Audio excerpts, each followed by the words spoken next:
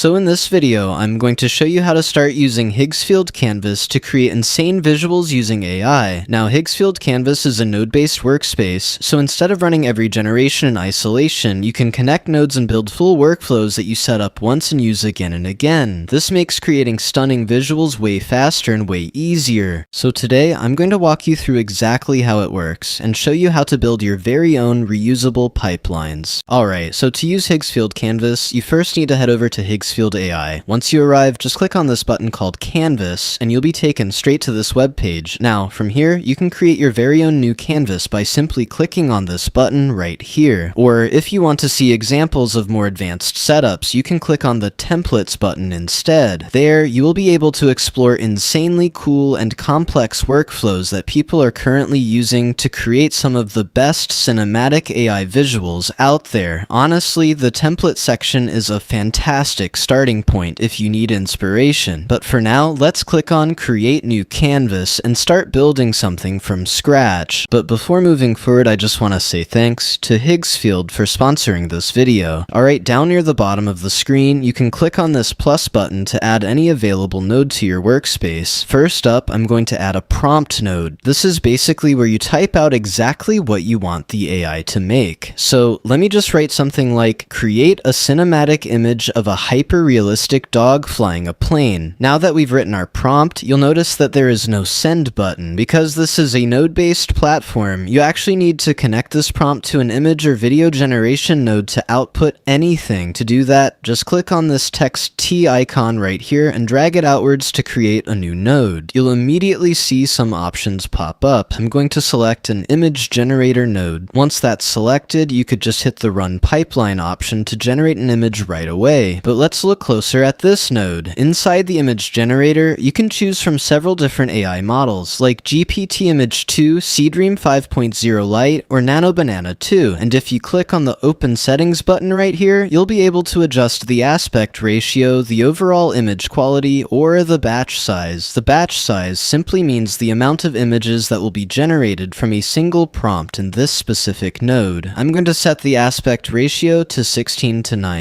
For the model itself, I'm sticking with GPT-Image2. Next, let's drag out another line from our original prompt node and connect it to a brand new image generation node. For this second one, I'll choose the Nano Banana 2 model. Let's do it one more time. Create a third image node, and for this specific one, I'll select Seedream 5.0 Lite. Now here's where this workflow becomes incredibly useful. Since we've connected a single prompt node to all three image generation nodes, we can just click the Run Pipeline button, and the system will automatically start generating images across all three models simultaneously. This is a massive time saver. It allows you to rapidly test out multiple AI models to see which one handles your prompt the best. Let's say you're working on an AI film and need a specific anime style or a gritty cinematic look. This setup lets you easily compare models side by side to find the perfect fit. Plus, you get to see exactly how long each model takes to process an image. Alright, as you can see, Nano Banana 2 and Seedream 5.0 Lite have already finished, and the results look pretty good. GPT-Image2 is taking a bit longer, so let's give it a second to finish up. Okay, here's the final image from GPT-Image2. Out of the three, I definitely like this one the best. It captures that cinematic, hyper-realistic vibe perfectly. The Nano Banana 2 output is okay, but just not as strong in comparison. What's really interesting though is how Seedream 5.0 Lite performed. For this specific prompt, it easily beat out Nano Banana 2. The composition of the dog flying the plane just looks significantly better. Moving on, you can also effortlessly turn any of these images into a video. To do that, simply click on the image node's output port, drag it outwards, and create a video generation node. From here, you have full freedom to choose whichever video model you prefer. It defaulted to Seedance 2, but I'm going to change it to Kling 3.04K. I can also adjust the video duration anywhere between 3 to 15 seconds. Let's keep it short at 4 seconds and leave the aspect ratio at 16:9 so it perfectly matches our generated image. You can also duplicate a node by right-clicking on it and selecting the duplicate option. I'll do that now to create a second video generation node, and I shall wire it up to the GPT image input. But for this duplicated node, I'll switch the model from Kling 3.0 to Seedance 2.0 fast. This way we can do another side-by-side comparison, testing how well Kling 3.0 4K and Seedance 2.0 fast handle image to video generation. Let's run the pipeline again and let it work its magic. Alright, the videos are done. Let's take a look. The first clip from Kling 3 was fantastic, and the second one from Seedance 2 fast held up incredibly well. What I just showed you is my go-to setup for benchmarking different image and video generators. Honestly, this has to be the absolute fastest way to test models side by side to find exactly what fits your project. You could easily scale this up, adding dozens of nodes to create complex sequences, but as a foundational testing workflow, it is brilliant. Now let me show you something different, a simple ad creation workflow. Let's head back to our project dashboard and open a fresh canvas. To create product content for an ad campaign, we obviously need a product here. I'm using an AI generated image of a fictional shoe brand. My goal is to generate a few more images of these shoes from different camera angles and then turn them into video ads. To set this up, we'll create a new image generator node, but this time we'll also add an LLM assistant node. Once the LLM node is on the canvas, connect it directly to your image generation node. Then wire the original product image into the setup so the AI has a visual reference. Now we can enter instructions directly to the LLM assistant. I'll type something like, "Hey, I want you to create two distinct prompts to generate images of these specific shoes from completely different angles." The LLM will analyze the product and write out some really cool, highly detailed prompts for us to use. Okay, the AI just generated the prompts. Now you could wire this up to run the whole pipeline automatically from prompt to image, but I actually prefer not to do that. I prefer to manually copy the prompts the LLM generated and paste them into a fresh text node. The reason I do this is because I rarely use the raw AI prompt. I prefer to paste it in, tweak a few words, and refine it to get the absolute best output possible. That said, having an LLM right on the canvas doing the heavy lifting makes the brainstorming process 10 times faster. I'll take this first prompt, paste it in, and tweak it to say, create a highly detailed front top-down angle of these specific shoes. Now that we've used the LLM's inspiration and polished it up, let's hit the generate button and see what kind of image we get. Check that out. The model was able to generate a fantastic front angle of the shoe. Now that we have this new product shot, the final step is animation. Let's create a new video generation node, connect our new shoe image to it, and bring in a fresh prompt node. You could ask your LLM assistant to write the video prompt here too, but since this is a pretty straightforward image to video conversion, I don't really need the AI's help for this step. I'll just type it manually. Create a cinematic, slow motion video of this product. After writing that, I'm going to stick with the Kling 3.0 model. We don't necessarily need the absolute heaviest model for a simple motion like this, so Kling is perfect. And here is the final video from Kling 3. As you can see, the motion is really smooth and looks highly professional. The beauty of this is that once you build an ad creation workflow like this, you can save it and reuse it endlessly, speeding up your content creation massively. Alright, so that was about it for this video, and please don't forget to check out Higgsfield from the link in the description.